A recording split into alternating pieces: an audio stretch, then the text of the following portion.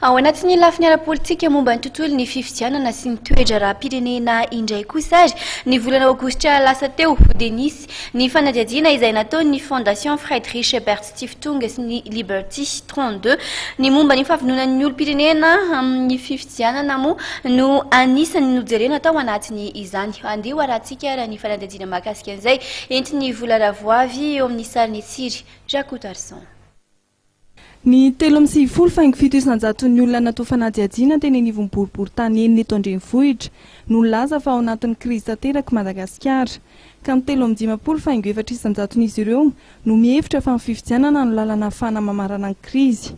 Saingy everiny 2.9 nanaovana fanadihadiana mihevitra fa tsy amin'ity taona 13 ity no isian'ny fifidianana.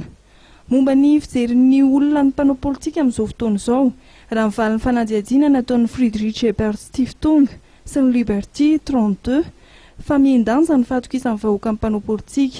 Ny valo amin'ny valopolo faingo 300 ny olona nanaovana fanadihadiana no mihevitra fa tsy mijery ny tombotsoa amin'ny be sy ny maro fa variana amin'ny tombotsoa manokana amin'ny mpanao politika.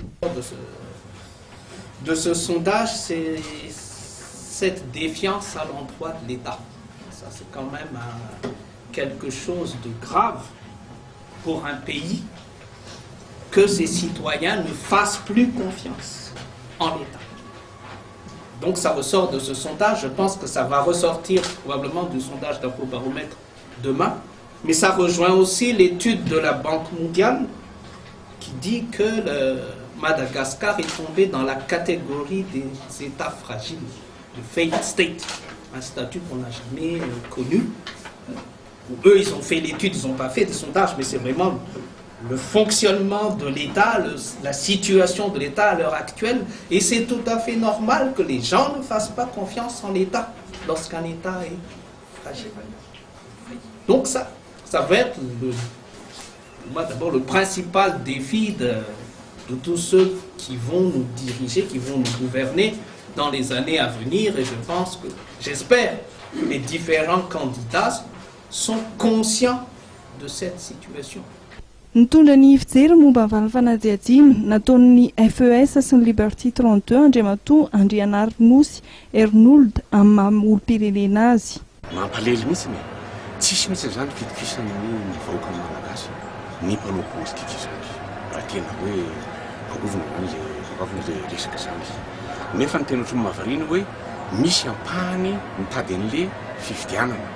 Nefa tsy matoky izy sady tsy matoky an'ilay mpanao politika, tsy matoky an'ilay hoe politika, ary tsy matoky an'ilay zavatra fahampariperana ataon'ireo mpanao politika ireo. Dia vetra-panontaniana hoe ahoana izany no hipetrahan'ilay fanjakana tena marina tandalana ikeny rehetrarehetra raha ohatra zao mbola tsy mandeha ilay fifidianana dia fa misy ilay hayay dia tsy fialana no tenytsika malagasy dia ohatran'ny mahirana be mihitsy no fahitako anazy fitongavan'ity ilay fifidianana ity. Raika amin'ny 7.5 ny olona natao fanadihadiana no milaza fa efa nandray anjara tamin'ny fandatsaham-bato. 7.9 no sambany vao handray anjara amin'ny fifidianana ary 8.9 no milaza fa mbola tsy mahafantatra hoe iza no fidiana.